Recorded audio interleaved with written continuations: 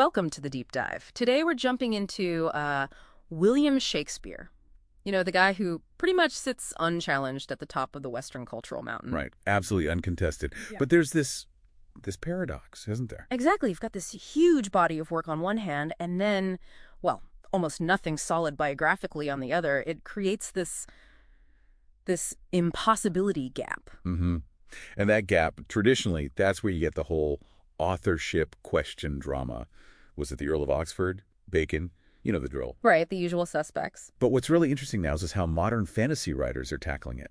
They're not looking for another nobleman. No. What then? They're giving him a supernatural origin story. Forget aristocratic connections. The genius comes from magic, occult power. Okay, that's fascinating. So the magic, it's like a way to comment on the whole Shakespeare myth. Precisely. It does two things at once, really. Oh, yeah. It validates just how extraordinary the writing is, saying, look, this had to come from somewhere beyond just, normal human ability. But it also critiques that old romantic idea of the lone genius, scribbling away in isolation. It kind of suggests maybe one person couldn't have done all this alone, not without help. So magic steps in where biography fails. You could say that. It functions almost like a historical retcon, like in comics. Ah, yeah. Explain that. Well, it's like inserting this hidden magical cause way back then to explain the effect we see now, his genius, which seems historically, inexplicable otherwise. So instead of getting secret knowledge from, being a secret earl. Right. He gets it from fairy, or maybe some hidden occult group. It's the non-mortal, non-aristocratic source for that deep esoteric knowledge people think the plays show. Okay, so how does this actually play out? You mentioned different authors, different magical explanations. Yeah, wildly different, which is what makes it so interesting. We looked at three main ways this pops up. First, there's Sarah Hoyt's Ill Met by Moonlight. Her model is very reactive. Reactive, how so? In her version, Shakespeare doesn't seek out magic. He kind of stumbles into the fairy realm because his wife and kid get kidnapped by fairies. Whoa, okay. Domestic drama meets high fantasy. Exactly. So his genius isn't this abstract thing. It's forged in, trauma and desperation. He has to figure things out to save his family. And the plays that come out of it, they're basically disguised history. A Midsummer Night's Dream, that's just him writing down what actually happened to him. Wild. So, genius born from crisis. What's another take? Okay, completely different direction.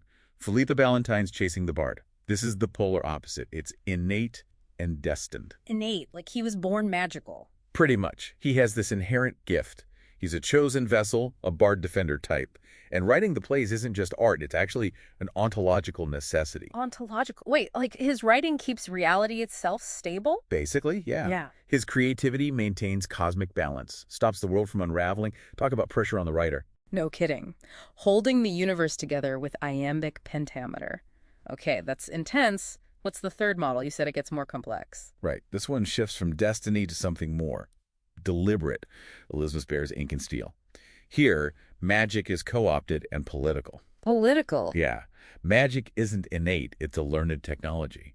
A kind of ritual spellcraft used by a secret society, the Prometheus Club, for state purposes.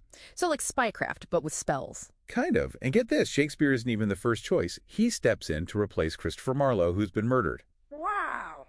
So in this model, genius isn't some spontaneous lightning strike. It's strategic. It's transferable. It's actual political work, serving the Elizabethan state. Playwriting is basically state-sponsored thaumaturgy. So the bard is just filling a position, like applying for a job requiring genius-level spellcraft. Pretty much. It demystifies the whole thing. Creativity needs training, political loyalty. And in all these versions, you see how adding magic actually burdens Shakespeare. He's not just writing plays, he's defending reality or serving the queen or rescuing his family. He becomes a much more grounded, complicated character than the abstract bard icon. Right. It makes him active, gives him stakes. Exactly. And ultimately, what these novels are doing culturally is really interesting. It's a kind of reauthorization. How do you mean? By weaving Shakespeare into this magical history. Fairy, spirits, wizards.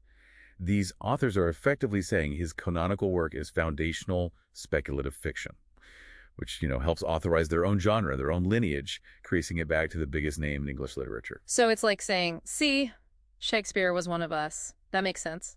Okay, final thought then, something for you listening to chew on. Go for it. It's noticeable that these authors reclaiming Shakespeare for fantasy, making him magical, they're often women. And think about the powerful female figures in these stories. You've got goddesses like Siv, Queen Mab, even a very politically savvy Anne Hathaway in Bear's work. They often control or enable Shakespeare's magic.